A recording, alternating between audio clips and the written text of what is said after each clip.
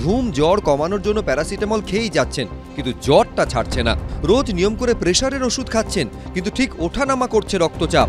কাশি কমাতে মুঠো মুঠো অ্যান্টিবায়োটিক খেয়ে চলেছেন, কিন্তু কাজ হচ্ছে না। কেন কাজ হচ্ছে না ওষুধে?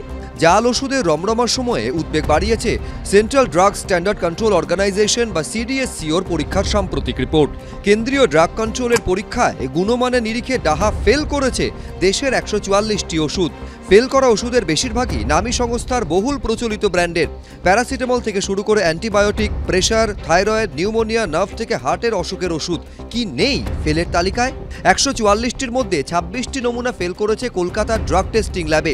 8টি ওষুধকে সরাসরি ব্যবহারের অযোগ্য বলে ঘোষণা করেছে কেন্দ্রীয় ড্রাগ কন্ট্রোল সংস্থা। এই সমস্যা দুটো হতে পারে। একটা হচ্ছে আমরা যে ডোজে ওষুধটা দিচ্ছি তার যে ডিজায়ার্ড এফেক্ট সেটা তাহলে কম হতে পারে। আর একটা হচ্ছে যদি অন্যরকম কোনো ভেজাল থাকে তাহলে আমরা হয়তো যে রোগের জন্য এটা দিচ্ছি তাতে কাজ করলো না, অথচ রোগীর অন্য কোনোভাবে অন্য কোনো অঙ্গ প্রত্যঙ্গ বা অন্য কোনো সিস্টেমের থেকে ক্ষতিগ্রস্ত হতে পারে। কেন্দ্রের ড্রাগ কন্ট্রোলের রিপোর্ট অনুযায়ী কর্ণাটকের ড্রাগ টেস্টিং ল্যাবে ফেল করেছে উত্তর দিনাজপুরের চোপড়ার কারখানায় তৈরি পশ্চিমবঙ্গ ফার্মাসিউটিক্যালস সংস্থার 16টি ব্যাচের রিঙ্গাল ল্যাকটেট এবং 2টি ব্যাচের নমুনা ফেল করেছে অসমের গুয়াহাটিতে।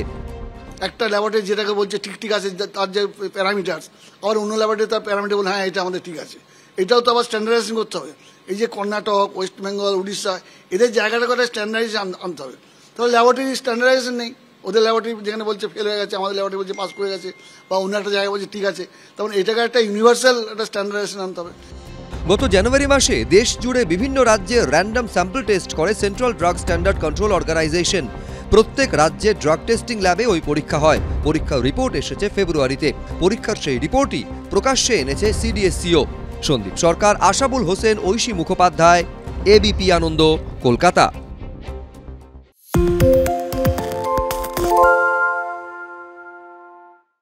আরে চাটা দে। ভাই আমার একটা চা দেন। কি হলো আমারটা? বাংলা পক্ষপাত চায় না, বাংলা খবর চায়। বাংলা খবর, বাংলার খবর।